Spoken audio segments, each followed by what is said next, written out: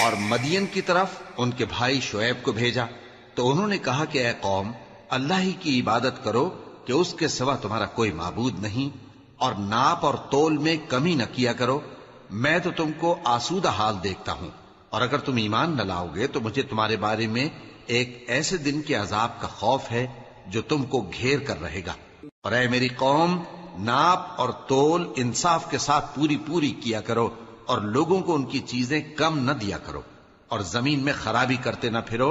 अगर तुमको मेरे कहने का यकीन हो तो अल्लाह का दिया हुआ नफा ही तुम्हारे लिए बेहतर है, और मैं तुम्हारा निगहबान नहीं हूं। उन्होंने कहा, ऐ शुएब, क्या तुम्हारी नमाज तुम्हें यह सिखाती है कि जिनको हमारे बाप दादा पूजते आए हैं हम उनको तर्क कर दें, या अपने माल में तसर्रुफ करना चाहें तो न करें? तुम तो बड़े नर्म दिल और बड़े सीधे हो। उन्होंने कहा कि ऐ कौम, देखो तो, अगर मैं